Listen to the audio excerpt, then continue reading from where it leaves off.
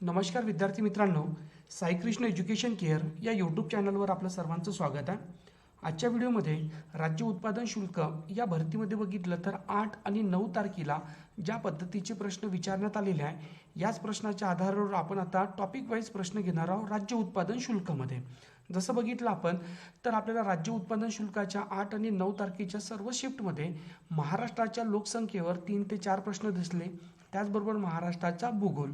त्यामुळे आपण आजच्या आपल्या व्हिडिओमध्ये महाराष्ट्राच्या लोकसंख्येवरचे एकूण आपण बघितलं तर 24 ते 25 प्रश्न घेणार आहोत.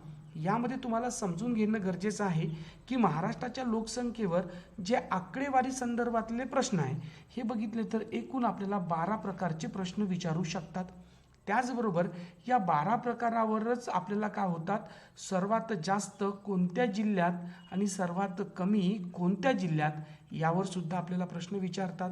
म्हणजे एकंदरीत आपण बघितलं तर हे सर्व प्रश्न आपण आजच्या आपल्या व्हिडिओमध्ये कव्हर करणार आहोत, जेणेकरून तुम्हाला येणाऱ्या शिफ्टमध्ये तुम्हाला या पूर्ण आपल्या प्रकरणाचा तुम्हाला नेमका फायदा होणार.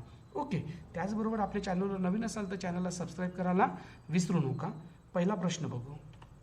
प्रश्नाकडे थोडंसं लक्ष द्या, सोबत तुम्ही शॉर्ट नोटसुद्धा काढत चला.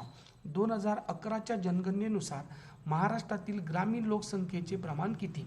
आता आपल्याला ग्रामीण लोकसंख्येचे प्रमाण विचारलेलं आहे. याचं उत्तर इथे बघितलं तर 54.8%. त्याचबरोबर बघितलं तर 2001मध्ये याचं प्रमाण किती होतं, तर हे बघितलं तर 57.60%. म्हणजे यावरून दिसून येत आहे की महाराष्ट्रामधील जी ग्रामीण लोकसंख्येचं प्रमाण आहे यामध्ये आपल्याला वाढ होताना दिसून आलेली आहे. पुढचा प्रश्न बघू. 2011च्या जनगणनेनुसार महाराष्ट्रातील शहरी लोकसंख्येचे प्रमाण किती? शहरी लोकसंख्येचे प्रमाण किती असा आपल्याला प्रश्न विचारलेला आहे. याचं उत्तर इथे बघितलं तर 45.2%. पण हे 2011च्या जनगणनेनुसार. त्याचबरोबर 2001च्या जनगणनेनुसार हे बघितलं तर 42.40%. 42.40%. म्हणजे यामध्ये बघितलं आपण, यामध्ये सुद्धा आपल्याला वाढ होताना दिसून आलेली आहे शहरी लोकसंख्येमध्ये. पुढचा प्रश्न बघू. बघा, 2011च्या जनगणनेनुसार महाराष्ट्रातील घनतेचं प्रमाण किती? आता आपल्याला घनता विचारलेली आहे 2011च्या नुसार. हे बघितलं तर 365. त्याचबरोबर बघितलं तर 2001 नुसार महाराष्ट्राची घनता किती होती तर 115. म्हणजे महाराष्ट्राच्या घनतेमध्ये सुद्धा आपल्याला वाढ होताना दिसून आलेली आहे. पुढचा प्रश्न आहे. 2011च्या जनगणनेनुसार महाराष्ट्रातील स्त्री पुरुषाचे प्रमाण किती? स्त्री आणि पुरुषाचे प्रमाण किती? तर याचं उत्तर इथे 929. त्याचबरोबर बघितलं तर 2001च्या नुसार बघितलं तर हे किती येते 922. या दोन्ही पण कॉन्सेप्ट इथे लक्षात ठेवणं गरजेचं आहे. पुढचा प्रश्न आहे. 2011च्या जनगणनेनुसार महाराष्ट्रातील 0 ते 6 वर्ष वयोगटातील स्त्री पुरुषाचे प्रमाण किती? 0 ते 6 म्हटलेलं आहे. वयोगटातील प्रमाण किती? ते हे इथे बघितलं तर 894 म्हणजे 894. ओके, त्याचबरोबर लक्षात ठेवू 2001च्या जनगणनेनुसार हे बघितलं तर 913. पुढचा प्रश्न आहे. 2011च्या जनगणनेनुसार महाराष्ट्रातील साक्षरताचे प्रमाण किती? साक्षरताचे प्रमाण किती? तर ह्याचं उत्तर इथे बघितलं तर ऑप्शन क्रमांक 2 82.3%.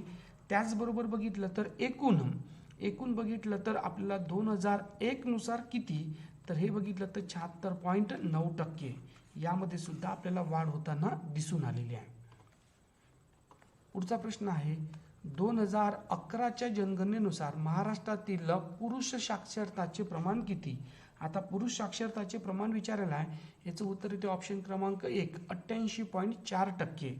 त्याचबरोबर 2001 नुसार हे प्रमाण किती होतं तर 86%. म्हणजे यामध्ये सुद्धा आपल्याला वाढ होताना दिसून आलेली आहे.